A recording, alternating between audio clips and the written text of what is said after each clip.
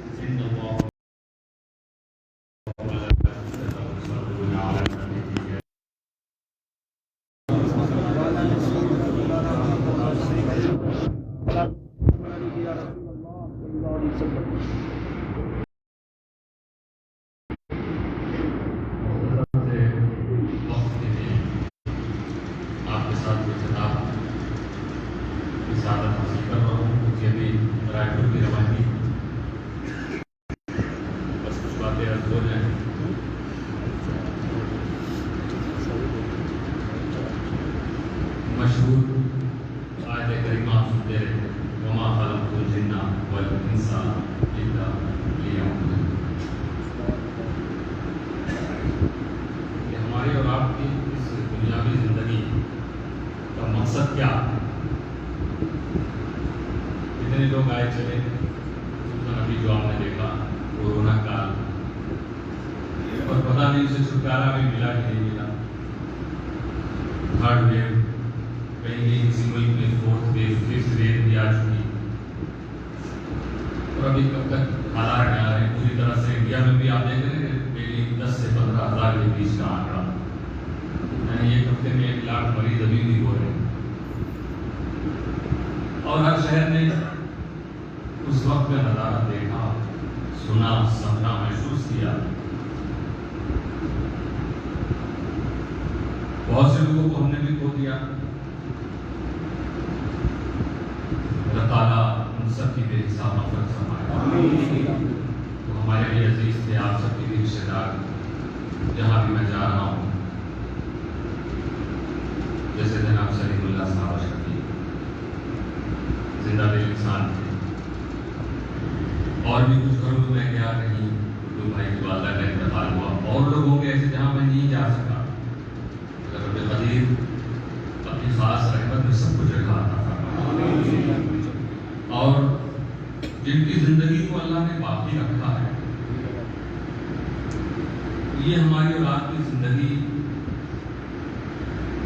اللہ تعالیٰ ہم سب کو صراط مستقیم پر چلاتا ہوا اس دنیا کی آخری سانس لینے کی توفیق عطا۔ کیونکہ دوستو یہ سب اسی لیے ہوتا ہے کہ سویا ہوا انسان بیدار ہو جائے۔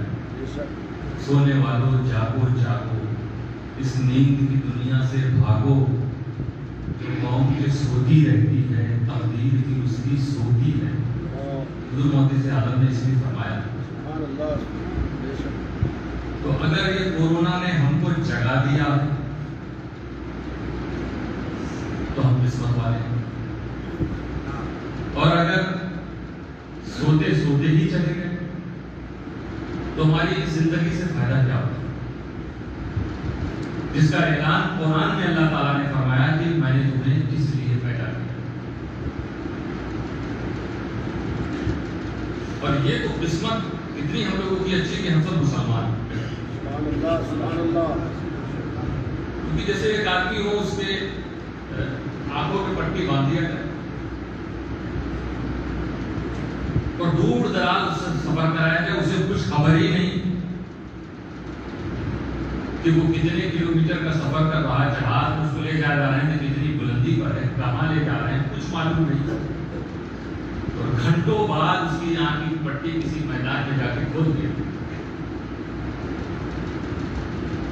اور اسے کچھ بھی نہ بتایا جائے کہ تم یہاں کس لیے لائے گئے۔ اس کا بھٹکنا طے ہے کہ نہیں؟ کچھ بھی اسے نہیں معلوم کہ یہ آیا ہے تو کیوں آیا، یہ لوگ لائے، اسے لگ رہا تھا اسے کوئی لایا، یہ ہے کہ خود بخود وہ نہیں آیا، کوئی لایا اسے، لیکن لانے کے بعد اب وہ بتا ہی نہیں رہا، یا وہاں کوئی ایسی چیز بھی نہیں جس سے اسے سمجھ میں آوے کہ وہ کیوں آیا، کیوں لایا گیا، تو ظاہر سی بات ہے وہ بھٹکتا ہے۔ مگر ہم قوم مسلم کی یہ قسمت، یہ اللہ نے مسلمان کے گھر میں پیدا کیا اور دولت اسلام سے ہم کو مالا مال کیا۔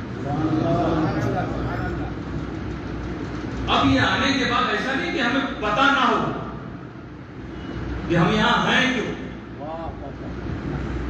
ایک ایسی کتاب اللہ تعالیٰ نے، کیونکہ رسول صلی اللہ علیہ وسلم کا دیدار اب ہم اور آپ نہیں کر سکتے، ظاہری حیات بھی نہیں، اب ان کے جانشین موجود ہیں، نائبین موجود ہیں، یہ بھی آپ کو پہچان نہیں کہ سامنے والا جس کے پاس آپ جا رہے ہو واقعی وہ اللہ والا ہے یا دنیا والا۔ اسی میں تو لوگ دھوکہ کھا رہے ہیں نا، خانقاہوں کی جو اصل ڈیوٹی تھی وہ لوگوں تک کیوں نہیں پہنچ پا رہی؟ کیونکہ اب خانقاہی لبادے میں، اصفیاء کرام کے لباس میں نظری لوگ بہت آ گئے۔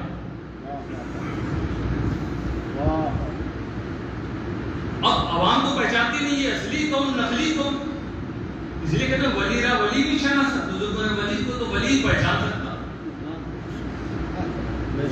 اسی لیے کوئی ولی کسی کی ولایت کو پہچاننے میں دھوکہ نہیں کھا سکتا۔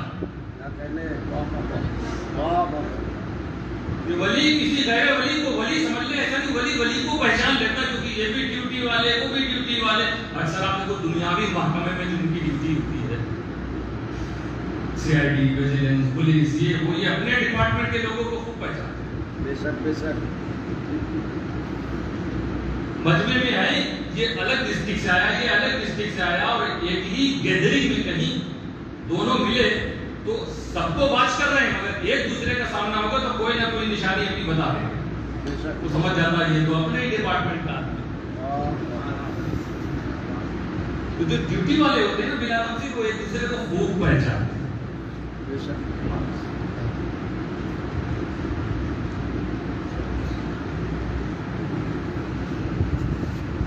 لیکن عام آدمی کیسے پہچانے؟ آپ کے بیچ میں وہ بیٹھا ہوا ہے تو آپ کو بعد میں خبر لگتی کہ ایل آئی یو والے بھی تھے، یہ بھی تھے، وہ بھی تھے، آپ کو بعد میں پتا چلتا ہے۔ ولی ولی کو تو پہچان لیتا، عوام نہیں پہچانتی، اس لیے عوام دھوکہ کھاتا۔ تو اصل جو پیغام خانقاہوں سے چلا، جب تک صحیح انداز میں چلا، صحیح لوگوں نے چلایا، تو لوگوں کے بیچ میں اسلام بھی مضبوط، ان کا عقیدہ بھی مضبوط، کردار اور گفتار بھی ان کی اچھی نظر آتی ہے۔ آج تلاشنا پڑتا ہے کسی اللہ والے رہنمائی کرنے والا کوئی۔ اہل سنت والجماعت ہم لوگ الحمدللہ کتنے اچھے عقیدے والے ہیں، اور اس کے باوجود ہم جن کا نعرہ لگا رہے ہیں، ان کے نقش قدم پہ چل کر کوئی ہماری رہنمائی کرنے والا ہمیں نہ ملے تو یہ ہماری اپنی کمی ہے۔ اس کا مطلب ہمارے پاس طلب سچی نہیں۔ رب قدیر تو وہ ہے کہ اس کا بندہ کچھ مانگے تو اس سے وہ عطا فرماتا ہے۔ یہی مت سوچو کہ اب ایسے رہنما نہیں، اب ایسے اصفیاء نہیں، اب ایسے پیر نہیں، یہ مت سوچو اب ایسے مرید ہی نہیں،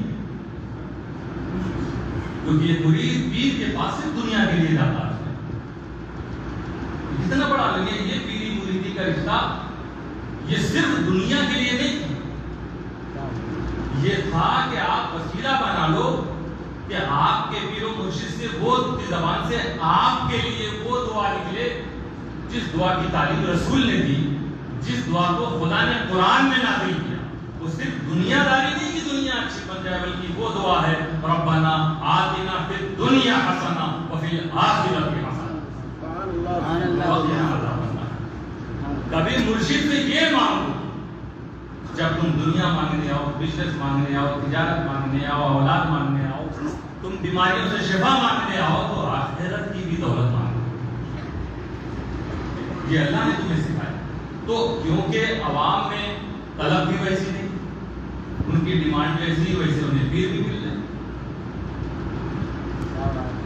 دھوکہ دینے والوں نے دیکھا کہ یہ تو صرف دنیا داری کے چکر میں ہے، آخرت مانگو، آخرت وہ دے ہی نہیں پائیں گے کیونکہ اصلی ہے ہی نہیں. وہ ان سے اپنے دل کی تبدیلی مانگو، کرم فرمائیے میرا دل روشن ہو جائے. جب وہ نقلی ہے تمہارا دل کیا روشن کرے؟ تم دنیا مانگنے آئے ہو، سمجھ گیا میں بھی دنیا دار، یہ بھی دنیا دار، میں نقلی ہوں، یہ مجھے کیا پہچانے گا، یہ تو دل میں دنیا لے کر آ. اس لیے دوستو عوام کو بات آتی ہے صحیح جگہ پہنچتی ہے تو ہمارے اندر اولن تو طلب صحیح ہونی چاہیے. اور وہ کب یہ طلب پیدا ہوگی؟ جب ہم سمجھیں گے کہ اس دنیا میں ہمارے آنے کا مقصد کیا. ایک فلور بننے کے بعد دوسرا فلور بنانا صرف یہی مقصد ہے. ایک روزگار ہو جانے کے بعد دوسرا بزنس سیٹ اپ کرنا صرف یہی مقصد ہے. اسلام منع نہیں کرتا کہ تم بزنس نہ کرو، تم اچھے مکان میں نہ رہو، سب کی اجازت ہے، لیکن یہ مقصود نہیں ہے، ہمارا ایم نہیں ہے، ادیش یہ نہیں ہے دنیا میں آنے. تو دنیا میں آنے کا مقصد پہچان. میں جو کہہ رہا تھا کہ کسی کی آنکھ میں پٹی باندھ کر اسے چھوڑ دو اور پھر ہزاروں لاکھوں کلومیٹر بعد پٹی کو کھولو اور اسے نہ بتایا جائے کہ تمہیں یہاں کیوں لایا گیا ہے، تو وہ ادھر ہاتھ مارے گا، ادھر پیر مارے گا. کچھ اسے سمجھ کبھی اوپر دیکھے گا، کبھی نیچے دیکھے گا. جو چیز اسے اچھی لگے گی ادھر دوڑنے لگے گا. جس چیز میں اسے لگے گا کہ یہاں سے ہماری حفاظت ہو سکتی ہے، یہ ہم سے بڑا ہے، یہ ہم سے اچھا، ادھر بھاگنے لگے گا. کیونکہ اسے معلوم نہیں کہ بھاگنا کدھر ہے.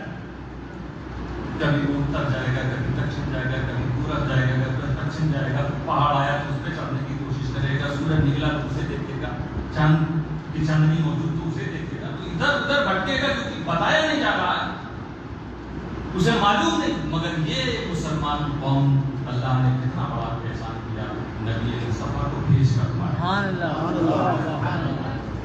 اس لیے تو ہم اس ولادت کا جشن مناتے ہیں. یہ جو اعتراض کرتے ہیں انہیں سمجھنا چاہیے اگر یہ ولادت مصطفیٰ نہ ہوتی تو تم بھی بھٹکتے رہتے.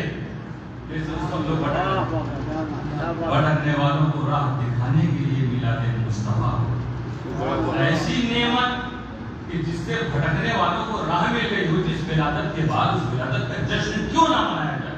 سب سے بڑی نعمت تو یہی نعمت ہوئی نا کہ اسی نعمت کے بعد ہدایت کی نعمت ملی، اسی نعمت کے بعد نجات کی نعمت ملنے والی ہے، اسی نعمت کے بعد جو ساری نعمتیں اس نعمت کی وجہ سے مل رہی ہے. اللہ تو خود فرماتا ہے وَأَمَّا بِنِعْمَتِ رَبِّكَ فَحَدِّثْ، اپنے رب کی نعمت کا چرچا کرو. سبحان اللہ، سبحان اللہ. واہ، مبارک و مقدس ولادت کے صدقے میں یہ نعمتیں ملی ہو، وہ ولادت کا دن ہم سب کے لیے کتنی بڑی نعمت ملنے والا دن. تو ہم جو میلاد مصطفیٰ مناتے ہیں یہ اللہ کے حکم کو پورا کرتے ہیں، اللہ کے حکم پر عمل کرتے ہیں. اس لیے ہم میلاد مناتے ہیں کیونکہ رب نے فرمایا ہے کہ میری نعمت کا چرچا کیا. اب یہ احسان ہوا اور میں مسلم کو اب ساتھ میں، کیونکہ آج ہم رسول صلی اللہ علیہ وسلم سے ملاقات نہیں کر سکتے، 19 سے کر رہے ہیں اور 19 میں ہم دھوکہ کھا رہے ہیں. مگر اللہ تعالیٰ کا خاص کرم ہے کہ رب تعالیٰ نے محمد مصطفیٰ صلی اللہ علیہ وسلم کے صدقے ہم سب کو ایک ایسی کتاب عطا کی کہ جس کی حفاظت کی ذمہ داری اللہ نے خود دی. کتابیں تو پچھلی امتوں کو بھی ملی مگر محفوظ نہیں، یہ محفوظ ہے. بس اس کا محفوظ رہنا یہ ہم سب کی نجات کی گارنٹی بنتی ہے. اب یہ کنڈیشن ہماری نہیں ہے کیا کہ ہمیں میدان میں چھوڑ دیا جائے، ہمیں معلوم نہیں ہم کیوں آئے. یہ قیامت تک یہ کتاب موجود رہے گی جو بتاتی رہے گی یہ بندے اے خدا بنا کے پیدا کیے ہوئے تجھے خدا نے دنیا میں کیوں بھیجا ہے؟ کوئی بھی قرآن پڑھنے والا ہوگا، قرآن پڑھ کے عوام کو سمجھاتا رہے گا کہ وما خلقت الجن والانس الا لیعبدون۔ سبحان اللہ۔ اے بندو، اللہ فرما رہا ہے اس قرآن میں نے تم کو صرف اپنی عبادت کے لیے پیدا کیا ہے۔ سبحان اللہ۔ اب کیوں آئے ہو سمجھ گئے نا؟ صرف عبادت کے لیے۔ اب ان لوگوں کی طرح تم نہیں ہو جو بھٹک رہے ہیں، کیونکہ قرآن کے قریب وہ نہیں آ رہے، خدا مل رسول کے قریب نہیں آ رہے ہیں۔ سورج دیکھا اس کی پوجا شروع کر دی، پہاڑ دیکھا اس کی پوجا شروع کر دی، سمندر دیکھا اس کو پوجنے لگے، چاند دیکھا اس کو پوجنے لگے، پتھر دیکھا اسے پوجنے لگے۔ یہ بھٹکنے کا کی وجہ تھی انہیں مقصود نہیں معلوم، کیوں آئے ہو تمہیں پتہ ہی نہیں ہے۔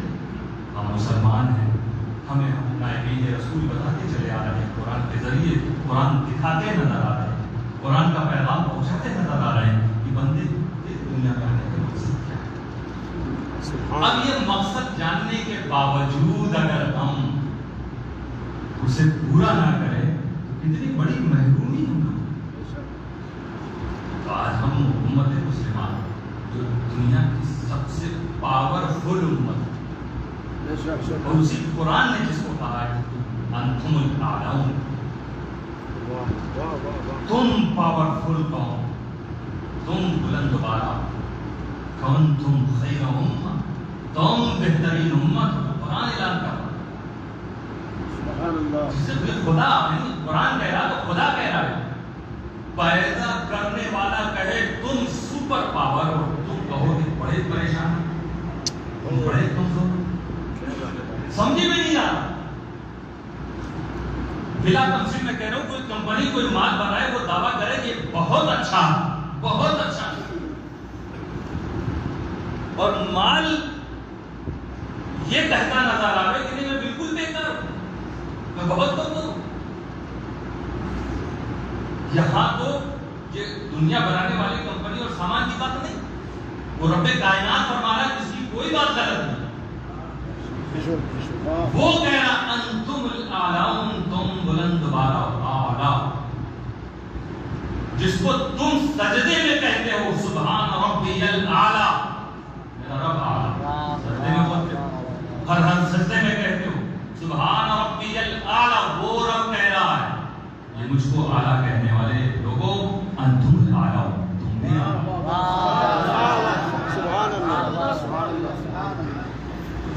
اللہ تعالیٰ فرما رہا تو ہم کمزور کہاں سے ہوں گے؟ بس میرے دوستو آؤ، اگر آج اس میں بھی چاہتے ہو اب اعلیٰ کن نظر بھی آؤ، تو خدا فرما رہا ہے انتم الاعلون ان کنتم مومنین، اگر تم مومن ہو جاؤ، تم بلند بالا ہو، ان کنتم مومنین، اگر تم مومن ہو جاؤ۔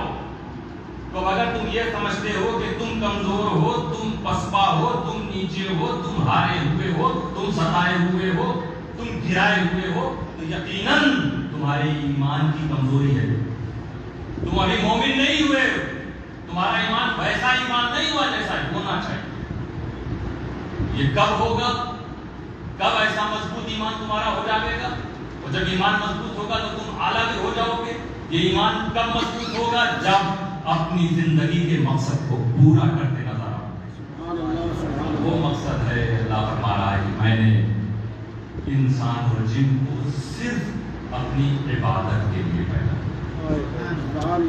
یہ عبادت کو اپنی زندگی میں لاؤ، ہر چیز لا رہے ہو، دولت، شہرت، منصب، دھن، رفتار، ترقی، دنیاوی عروج، گاڑی، مکان، سب کچھ تو لا چکے ہو، اور اپنی زندگی میں عبادت بھی تو لے آؤ۔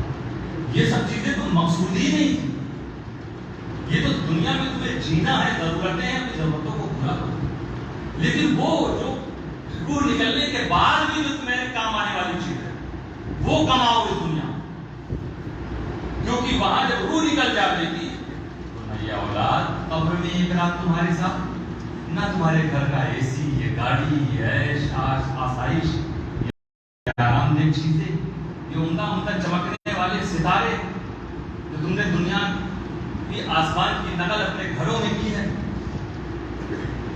وہ نور، وہ رونق جو تم دیکھ رہے ہو اپنی آنکھوں سے کچھ نہیں رہے گا، ایک اندھیری کوٹری اس میں تمہیں رہنا۔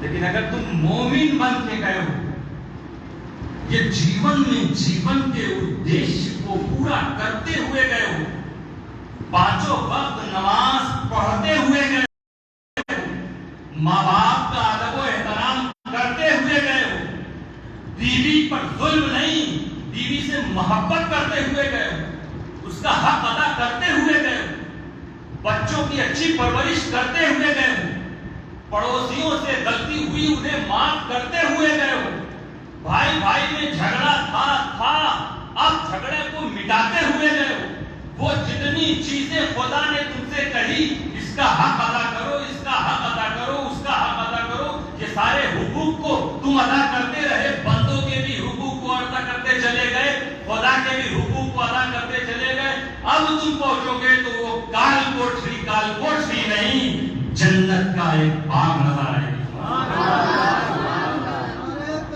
اللہ اکبر یا رسول اللہ۔ اس لیے دوستو آؤ مقصد حیات کی طرف آؤ، تب دیکھو، تب منظر دیکھو گے کہ دشت دریا بھی نہ چھوڑے ہم نے، بحر ظلمات میں دوڑا دیے گھوڑے ہم نے۔ تب اس وقت کم کون زیادہ کون یہ نہیں دکھے گا، بس جہاں تم رہو گے خدا کی مدد وہیں آئے گی، جہاں تم رہو گے رسول کا فیضان وہیں آئے گا، جہاں تم رہو گے یہ اولیاء کرام۔ ہم کو تو جو بھی مرشد ملے ہمیں گھبرانے کی ضرورت نہیں، کیونکہ ان مرشدوں کا سلسلہ جن سے جڑا وہ بڑے پاور والے ہیں، وہ سب کچھ دیکھنے والے، وہ نوازنے والے، وہ ہمارے مرشد کے وسیلے سے انشاءاللہ تعالیٰ ان بزرگوں کا بھی فیض ہمیں ملتا ہے۔ بس ضرورت اس بات کی ہے کہ مقصد حیات پہلے جو تعلیمات ہر سلسلے سے، جتنے بھی سلسلے، ان سلسلے کے اکابرین نے مرید اس لیے نہیں کیا کہ خالی تم ناز کرو میرا پیر بڑا اعلیٰ میرا پیر، یہ سب کرنے کے لیے وہ نہیں مرید کرتے تھے، وہ تمہارے دلوں کی سیاہیوں کو دور کرنے کے لیے۔ اگر تمہارے اندر بیعت ہونے کے بعد تبدیلی آ گئی، مرید ہونے کے بعد تم بے نمازی تھے اب نمازی ہو گئے، تم گنہگار تھے اب نیکوکار ہو گئے، تو سمجھو تمہیں بیعت کا فائدہ مل گیا، ورنہ ابھی ضرورت ہے تجدید بیعت کی، کیا بات، پھر سے بیعت کرنے کی ضرورت ہے، کیونکہ بیعت کا مقصد بگنا تھا، بگنے کے بعد اب تیری مرضی نہیں چلے گی، رسول اللہ کی مرضی چلے گی۔ کیا بات، سبحان اللہ سبحان اللہ سبحان اللہ، کیونکہ سارے پیروں کے پیر کا نام محمد رسول اللہ صلی اللہ علیہ وسلم۔ آؤ اپنے آپ اپنے اندر انقلاب پیدا کرو، پھر دیکھو سلسلے کا فیصلہ کیسے ہوتا ہے۔ اللہ تعالیٰ ہم سب کو توفیق عطا فرمائے۔